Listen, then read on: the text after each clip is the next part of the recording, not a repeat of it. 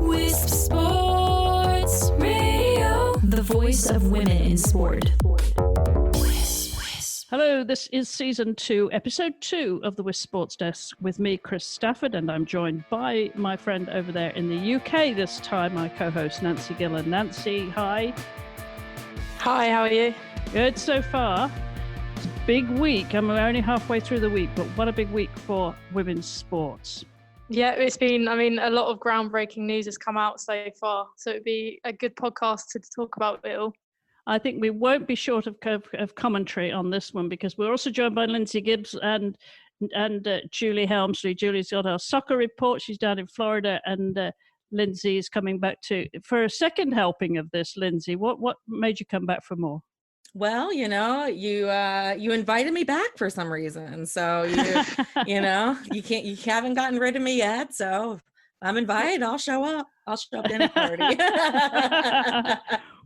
We love it. We love it. And Julie, you've got lots and lots of soccer news that we're going to share with the world on the website, wisports.com. That will be all posted on there later. And we're going to get the highlights because we are never short of soccer news, are we, Julie? Never short. It's always good. All right, always. Awesome. Well, let's kick off with the main games right now is the Youth Olympic Games, which are taking place in Lausanne, Switzerland from the 9th through the 22nd of January. Now, we know that, Nancy, you were over there for IOC meetings last week, but you've been following the games too, haven't you? Yeah, so I was there for the first few days of competition, but unfortunately I've come back. But I've been keeping an eye on it from afar. And there's been quite a few kind of interesting stories to come out of it. One of them is now my skiing knowledge, as we've learnt so far, isn't the best. But I do wonder, Chris, if you might know Anita Wachter. She was the gold medalist, the Alpine combined gold medalist at the Calgary 1988 Winter Olympics. I don't know if that rings a bell at all. Yes, it does. Name rings a bell. Yes. Yeah. So her daughter competed at the Youth Olympic Games. And she won gold in the same event, the Alpine combined. So that's quite a nice story there, the fact that there's kind of a mother-daughter, both Olympic champions in the same event. And Anita had said that she couldn't even watch when her daughter was competing. She just was too nervous to watch. But she seems like she's Austrian and she seems like she's one for the future. So her name is Amanda Sulzberger, so probably worth looking out for her in future seasons.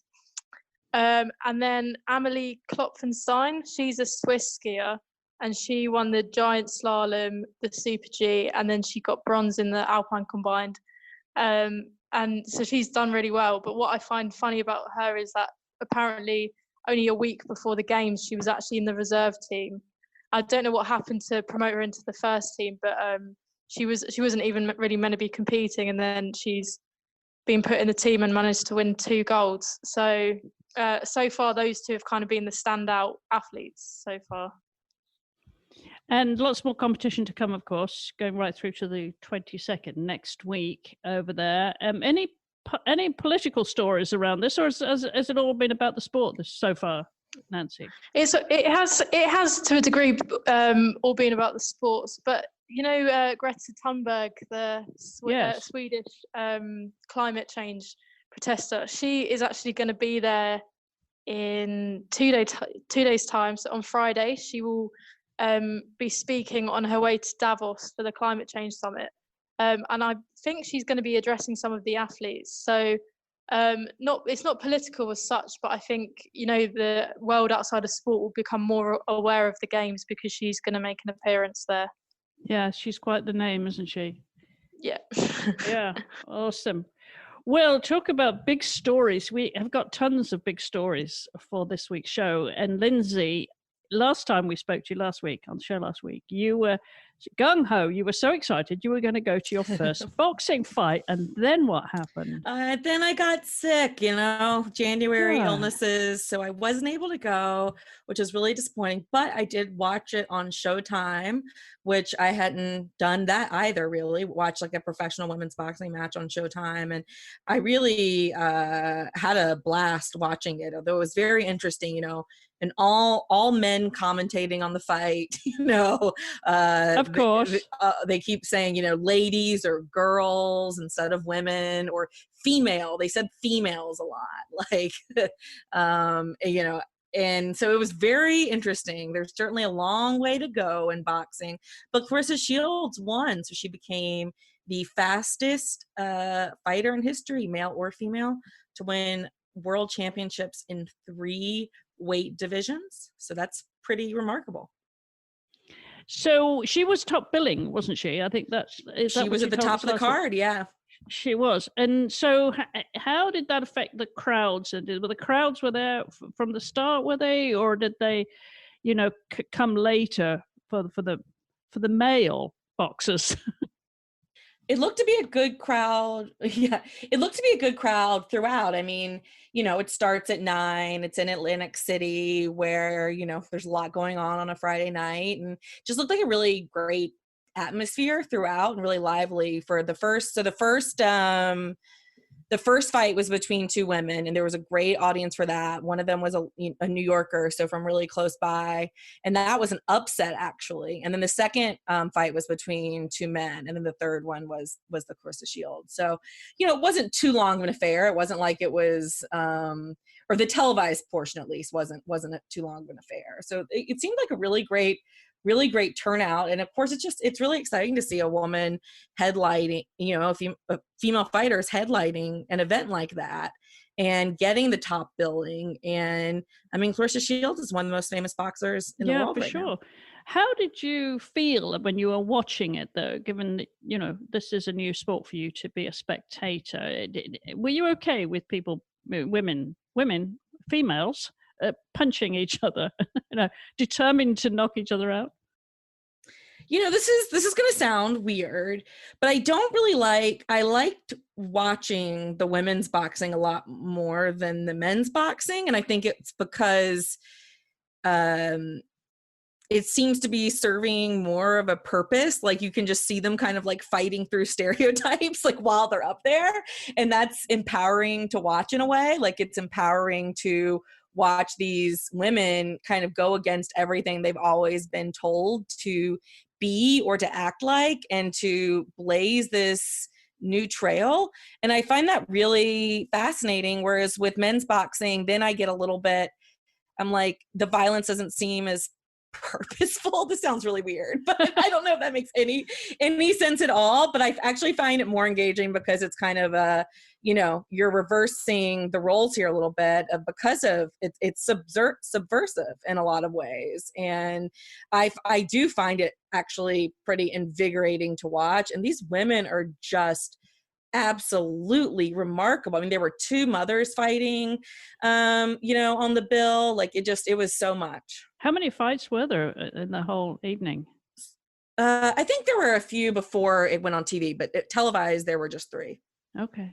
Would you go again? Would you go to a live fight if you had the opportunity? I definitely want to. I mean, I was so sad to miss this one, and I want to be there and see the audience react, and, be in the press scrums and really get to take it in live. I was really disappointed that I didn't get to, but I'm glad to be becoming more engaged in the sport.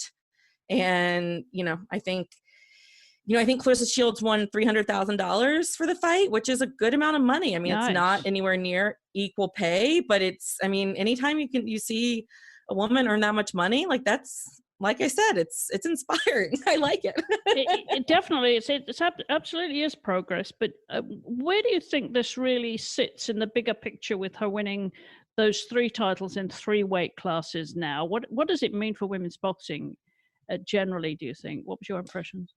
Well, I think it needs a face, right? Like, everyone talks about loving parity and loving upsets, but when a sport is really trying to reestablish itself, like women's boxing is, it needs superstars, right? And so she's becoming this superstar. And, she's so confident. She's so good. in the media. She's very accessible in the media. And she's so, like I said, she's so confident. And that's kind of invigorating for covering her. And it's invigorating for watching her. She tells every single person she talks to that she's the quote, the greatest woman of all time. And that's her go-to catchphrase. And, she walked into this event on, to Beyonce's Girls. And, she's just got this whole empowerment vibe that is really unlike I see with women in any other sport, because I think, not that they aren't confident, but I think, modesty, I think in boxing, you just need to be that brash, right? To be able to kind of carry off a sport that violent. I got a big smile on my face right now, Lindsay. This reminds me of Muhammad Ali, of course. Oh, when, the greatest. He was the greatest, and he hyped it up so much. So why not Claressa? Good for her. Right. So I think it's good. I mean, I think she does need some rivals. Like right now, there's all this talk about her maybe, fighting Amanda Nunes, because that's kind of the only other, female, star in the fighting world. But of course, she's UFC and Claressa is boxing. So they're different sports, but there's still a lot of buzz about possibly doing some sort of crossover event with the two of them in 2020. But I think, now we've got her established, we need some challengers. We need some rivalries in the sport. And I think that's the next step. But I don't think you can get there without a figure like Shields to, really pave the way. If you see it, you can be it, right? Well, that's fabulous. Well, congratulations to Claressa. I mean, we'd love to talk to her. You may get her on your podcast before we do, Lindsay. So send her over a few years ago, but I think it's time. I think that was when she had just turned pro. So I think it's time. It's time to have her back. Yeah, for sure. Yeah, making history. Good for her. We'll talk about history in the making. What a week it's been for the WNBA, Lindsay. Oh, my goodness. Huge week. There's a new collective bargaining agreement. It's historic. Who would have thought? And I mean, 8 years. This isn't like a 2 year, 3 year. This is 8 years. They were really serious. What was the catalyst behind this? I mean, because it's massive news. There's lots of pieces to this story. But do you know from your research, what was the catalyst for them getting, to this point of making so many big decisions and big announcements in 1 week? Well, I think that it was, that when they decided to opt out, I think everyone knew that this collective bargaining agreement needed to be a real step forward. The players were no longer content with maintaining the status quo, which previous CBA, the past couple of CBAs had just made kind of minor tweaks and minor changes. But I think there was a real energy behind getting doing something big. It was good timing. The WNBA hired a new CEO. It's actually the first CEO of the WNBA. Before that, there have always been presidents who kind of answered to Adam Silver or David Stern, the NBA commissioner. But now the WNBA has its own CEO, Kathy Engelbert, who is really remarkable. And I'm sure that there were a lot of tensions during negotiations, like there always are. I'm sure she had to protect the bottom line a lot, but ultimately what they came away with was a deal that drastically increases the compensation for the players. Top players can now make, before they could only make about $118,000. Now they can make $215,000. That's the max. So that's a huge increase. And there's a lot of marketing incentives and marketing deals to be able to get the players to not go overseas and play, but to stay here and work for the WNBA and kind of work promoting the WNBA. So it's not going to keep all players from going overseas. There's still a lot of money to be made overseas, but I do think that it will keep some more players. And not only that, I wrote about this in Power Plays today. I think what it does is it incentivizes the WNBA to take advantage of the fact that these players are here. There's $1.6 million set aside every year, a minimum of $1.6 million to go towards the players to pay them for these promotional and marketing appearances during the off season. So that's so much energy that can be put into making the WNBA more visible, even when the season's not ongoing. Yeah, huge for obviously for the WNBA for women in the sport, but beyond that, because we've seen this in soccer, in netball and cricket in Australia. These milestones in terms of equal pay, or is certainly increased pay, better contracts, professional contracts, and so on. There's huge progress being made, but I think this, in a large country like the US, is going to really have a ripple effect now. I wonder how much effect it will have on soccer. That leads me to your thoughts on this, Julie, because well, I think it's amazing. I think to have all that in 1 week and identify the issues and deal with them and almost double the pay. I mean, that's incredible. Soccer's got its own fight with equality on payments and trying to get more on regulation on what you can, the minimum wage or the maximum wage. And here in this country, in all countries actually, there's a big variety of payments. Like in France, an average wage would be, like 2,500 or 25,000 a year. Same as England. Over here, the average is 30,000, which isn't bad if you're, getting paid to do something that you love and that you want to work every day because it is a job. But as far as the WNBA, that's tremendous step forward in the right direction. And we can only support what's going on for women athletes, and it'll spill over with every sport, I believe. Well, we hope really it does. will. Sorry. I think it will. Yeah. Sorry. I got excited. Yeah, I mean, I really hope it does. Nancy, what's your reaction to this from over there? Yeah, I think it's great news. And I think the thing that struck me about it is aspects of it, like full maternity pay, being paid a full salary when you're on maternity leave. And just kind of, I think things, when we talk about the fight for equal pay in sports, we kind of want, female athletes to be paid the same as male athletes. But then you've also got things that are only individual to female sports, like what happens when an athlete wants to go and have a baby. Are they still going to get paid? Are they going to still get all the support they need? How is whatever team they play for going to, kind of adapt to the fact that one of their players is pregnant, which isn't really the same in men's sports at all. So, when you see things like that, kind of like full salary during maternity leave, when you see things like that included, I think it shows that it's kind of really well thought through and actually considering female athletes, which is really good.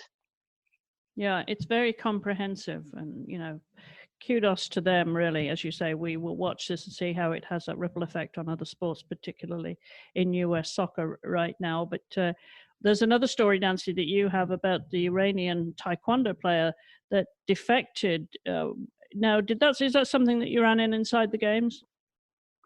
Yeah, we've kind of done quite a lot on kind of Iran and the situation with kind of just not even women's sports, but just women there in general and their involvement in sport, because I'm sure everyone knows their women aren't allowed to go to football matches, so they're not allowed to enter stadiums. And there was recently a concession where they were allowed to go to a match, but it was kind of, a really limited number, and they were put, almost in a cage. And since then it's all gone quiet. I mean, I haven't heard anything since then about future matches which women are going to be less into. And then I think they've got a problem with other sports as well, with volleyball. I think only certain women are allowed to watch those. And yeah, I think this story kind of comes from the fact that the general atmosphere around women's participation in sport in Iran is quite negative. So this is Kimia Alizadeh, and she is Iran's only female Olympic medalist ever. So she won bronze at Rio 2016 in Taekwondo. And she has just decided that she's going to leave. She's left Iran. Apparently she's in the Netherlands now, and she kind of wrote an Instagram post about how she kind of felt like they were just taking from her and kind of using her success as a platform, saying how great, Iran is. But in reality, it was all kind of really hypocritical. Everyone was lying. There wasn't much justice for women in Iran. And yeah, I think she kind of just had enough of it and left the country. I'm not sure what this means for her kind of future Olympic hopes, because obviously it's the Olympics this year, and I think it would be too late for her to compete there, which I think shows the extent to which she really wanted to get out and kind of compete for someone else, because she's kind of given up competing at Tokyo for like leaving. But taekwondo is actually quite a good sport to be in that kind of situation, because they have a refugee team which is allowed to compete at the Olympics. So potentially in the future she may qualify for the refugee team and still be able to compete, which would be really good. Yeah, that's interesting. I also noticed today that Iran has reversed their policy over Israel. Yeah, which is also big, because that was getting in the way for a lot of athletes. Whenever they came up against an Israeli athlete, they had to just effectively not compete, which, as you can imagine, caused a lot of problems. Yeah, very problematic. Well, maybe there's some movement afoot there. We hope so. As you say, with the soccer, women's access to soccer games there, we didn't hear anymore. We talked about that in the early shows of last year, didn't we? And that we didn't hear any more about access there. So we'll keep an eye on that and anything else that's happening over there in that part of the world. Julie, the training sessions for US women's soccer are happening down there in Tampa. They finished, haven't they? The first session of the season. Yeah, he took a roster of 39, and he's going to whittle it down to 20 for the qualifying games that are coming up. The Haiti, I think, is the first game on the 28th of January, and then they'll play Panama and then Costa Rica. So he'll have 20 names.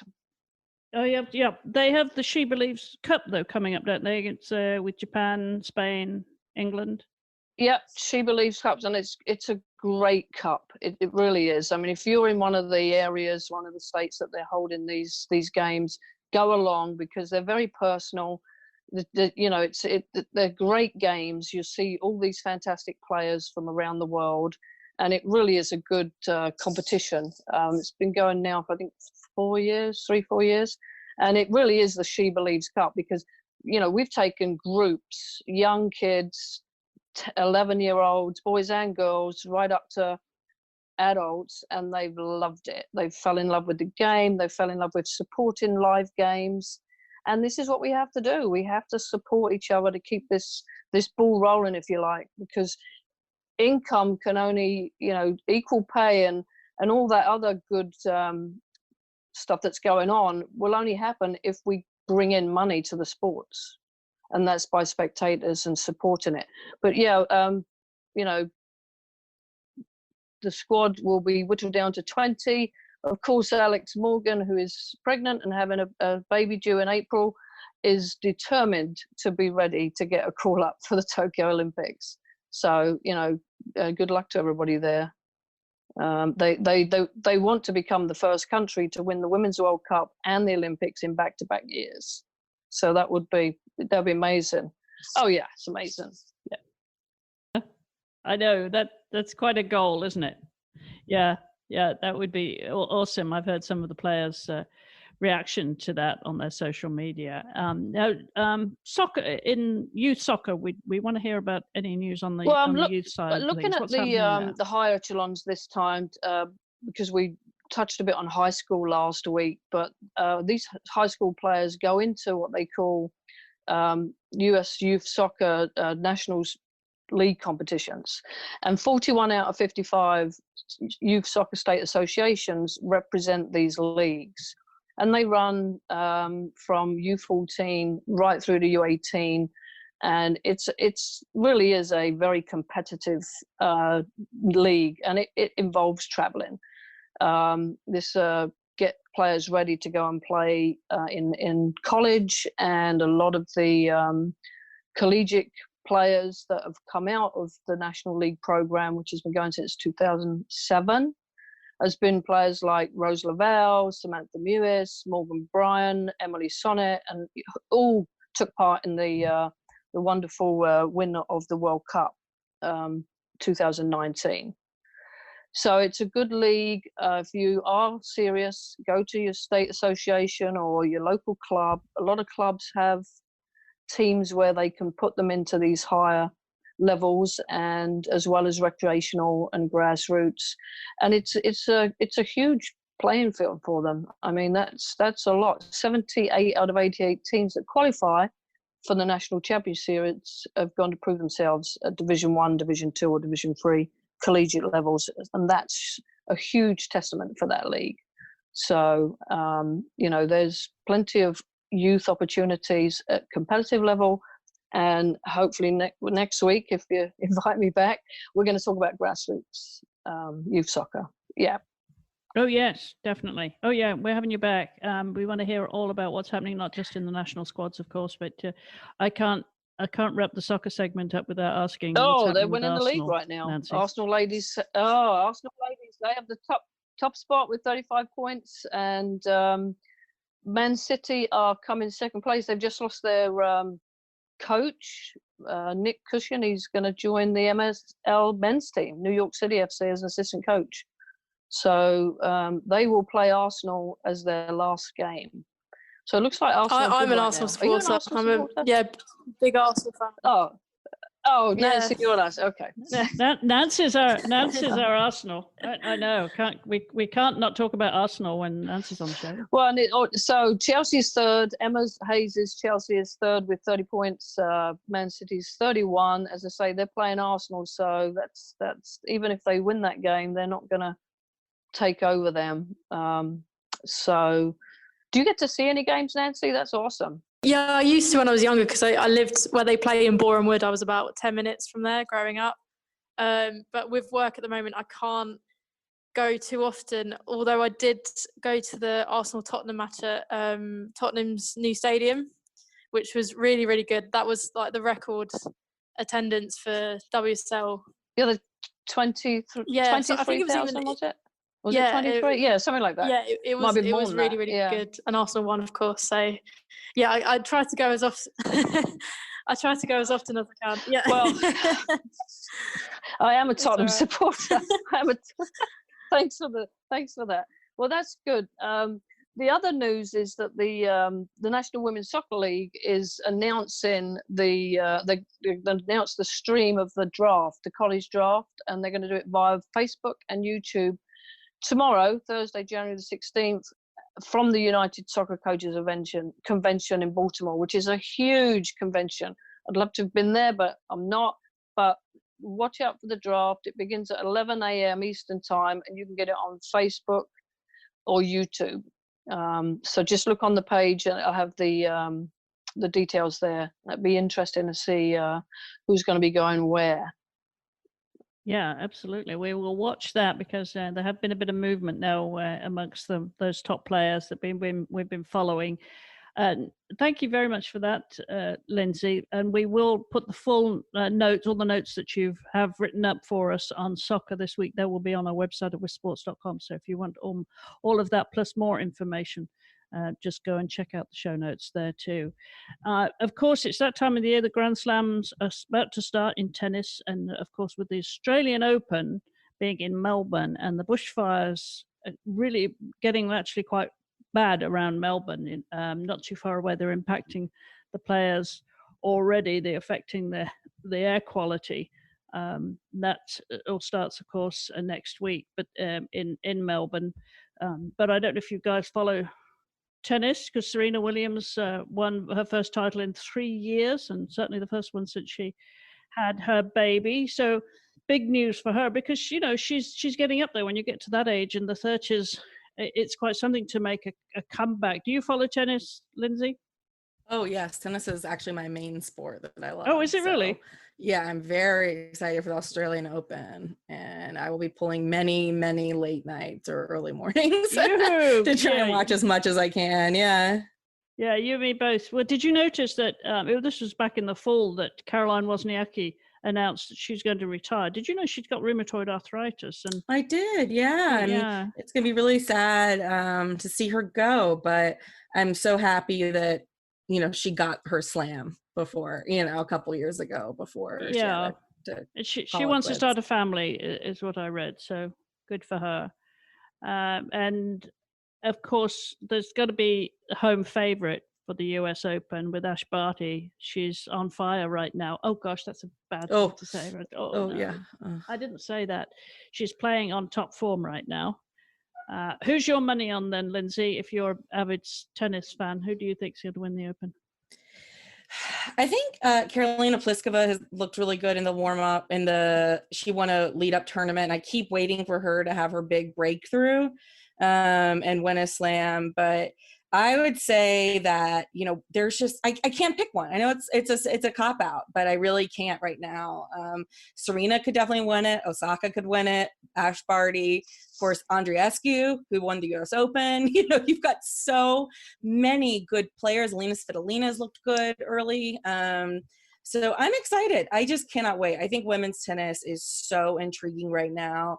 Having, Osaka and Barty and Andreescu, winning slams, and Serena still trying to fight for her 24th. I would love to see Serena get it in, get number 24, especially in Australia. And, it's really time for Margaret Court to not even, her 24 slams comes with a lot of asterisks, but it's really time for it, us to not really have to talk about that ever again. So, well, I'm going to stick my neck out. I'm going with Ash Barty. I think that's she's so good. She's so good. She is right now. She's playing really well right now. I mean, really well. So I think the timing, if she's going to hit that kind of form going into Melbourne, she's going to be the one to watch for sure. But as you quite rightly say, there are a lot of contenders there that could spoil her party. Nancy, who's your money on? I also think Barty, and I think it would just be really nice actually for her to win, just because Australia obviously just had a pretty awful few months, and I think it's that kind of thing where she'll be really pushed on by the crowd watching, and hopefully if she wins it would kind of like lift the country a little bit. So yeah, I think she will win, and I'd also just quite like to see her win anyway. I agree. I think Ash Barty, and for what Nancy just said, I mean, the country will be lifted through that, and sport does that to you, and I think it's just going to be amazing. So don't ever count Serena off, because we know that she, how she can play and the experience she has, and the will to want to win everything is there. Yes, the will to want to win, that's absolutely true. And I think the only time we're going to count her out is when she actually retires. Yes. And even then, I'll put her in the dark horse category, Well, we've got a hot topic to round off the show this week, ladies. A really hot topic. We ran out of time last week. This has been on the agenda for a while because it's a topic that is being talked about far and wide. And now the states over here are weighing in on measures to stop transgender athletes from competing in women's sports. So I don't know where to start with this. I know it's something that you've been following there, Lindsay. It's such a hot potato, this one, isn't it? I mean, I can see both sides of the story, and so there's two ends to this, but where's it going to end? Well, look, I really don't see two sides of the story for these, because most of these are targeting competitions on the grassroots level. Do you know what I mean? These are kids. Let the kids compete where they want to compete, where they feel comfortable competing. We need to be encouraging all kids to get involved in sports, and sports can especially help, the trans youth who are, going through a lot in their youth, and, to isolate them from sport is, I think, on the grassroots level is just awful. And I think most people, when they're thinking about these bills, they're thinking about, the elite level, but, the IOC and, NCAA, like these big organizations, they already have their own policies to deal with this. So most of these bills are targeting kids. And I just think it's so cruel. And, most of the time, I would say 99% of the time, the people who are up there trying to fight to keep trans kids out of sports because they want to protect women's sports have never cared about women's sports a day in their life. You know, these are not big women's sports advocates or girls' sports advocates for the most part. So that's my take. Nancy, where do you stand on this? Yeah, I agree with that. I don't really understand why it's been kind of even thought about at that kind of level. And then I also, my whole kind of starts on the whole issue really is that there just hasn't been enough research done. We don't know, we can't accurately say what effect, if you are a trans athlete, what if you do have any kind of advantage, what advantage that would be. There's not been enough kind of scientific study into it. So when, you know, people are making these rules, they're basing it off kind of just judgment or their own opinion. And I did, that article that you sent, I did manage to get through the paywall and read it eventually, but there was just a quote from one of the Republican representatives that was putting through the bill, I think in New Hampshire. And he said, I want to make sure we're ahead of the curve. I think it's important to define things, but I don't, there's no, what is the sense of being ahead of the curve? I think it's almost dangerous to be ahead of the curve when you don't actually fully understand what you're even ahead of the curve. You don't know what the curve is. Yeah, there's just been no research done to it. So it's almost dangerous to just want to get ahead when you don't fully know what you're making decisions on. So yeah, I'm not happy about it really. Yeah, there's a lot of work still to be done, scientific work still to be done on this for sure, and scientific evidence to be there to base these arguments on. But I know it's happened in soccer, hasn't it, Julie? You've had a transgender athlete in soccer. Yeah, I did some research because, as Nancy says, nobody really understands this, and the protection, it should go both ways. Now, this young boy was born as a boy, but he wanted to be a girl in Samoa, American Samoa, and he was the first transgender soccer player who has played in a FIFA World Cup for the men's team for American Samoa. Jaya is her name.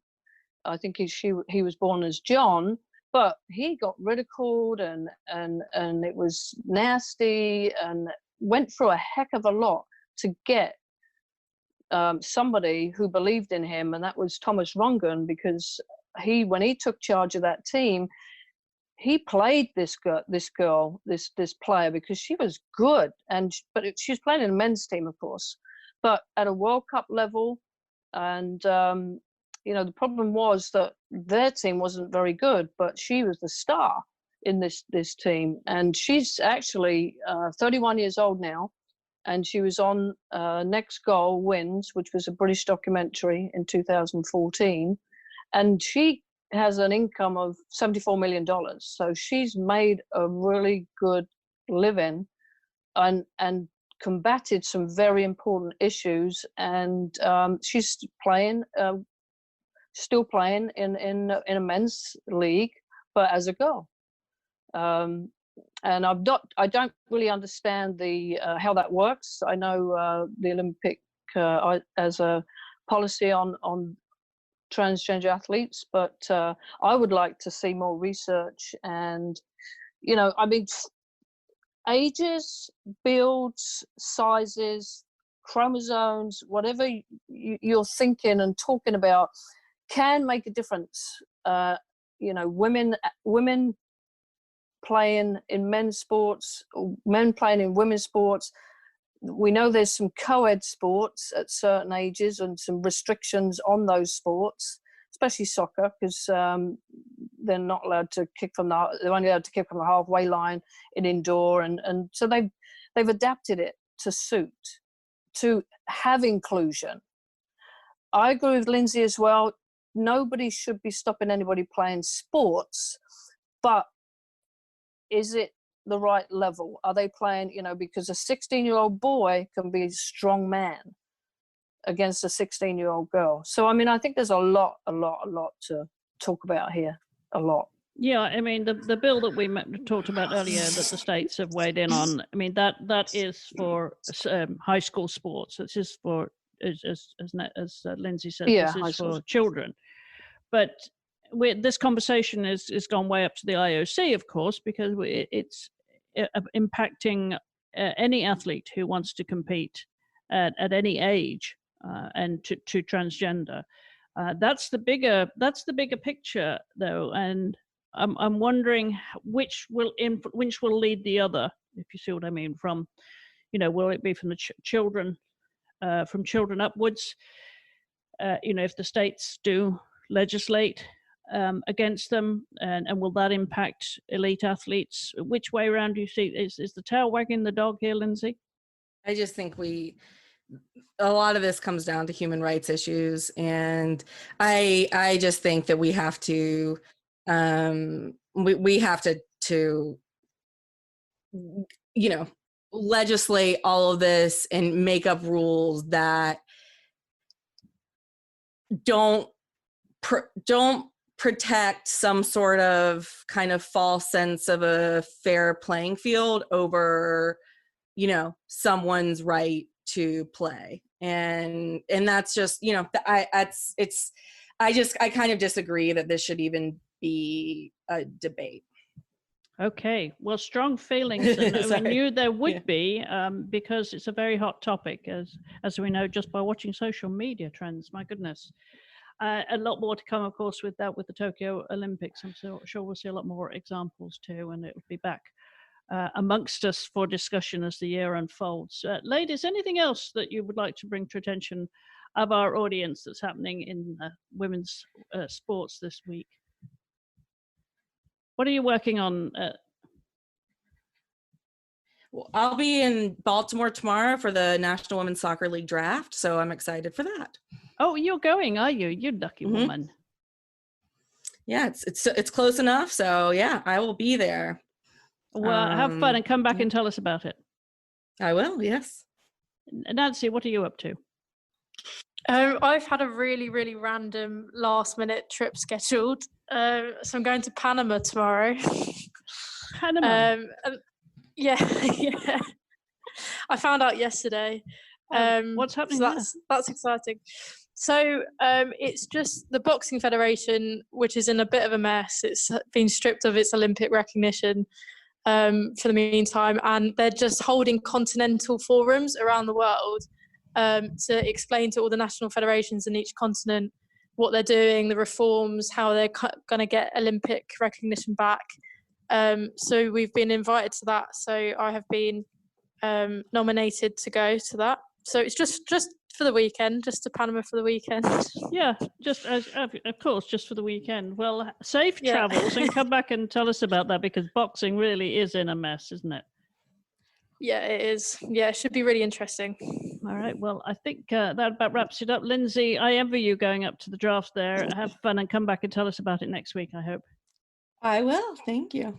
And thank you for joining us on the show. We love having you. And also thank you to Julie Helmsley down there in Florida. Julie, thank you for those soccer reports. Keep them coming.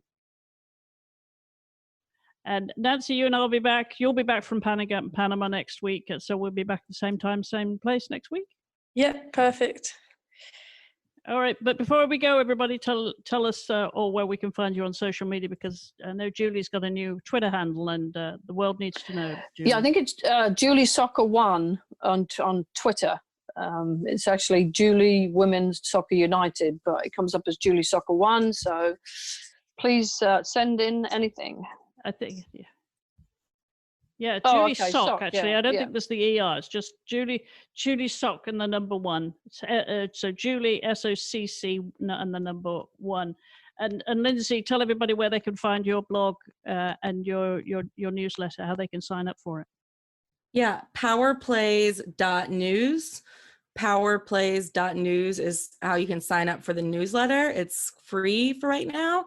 And on Twitter at Linz Sports, LINZ Sports.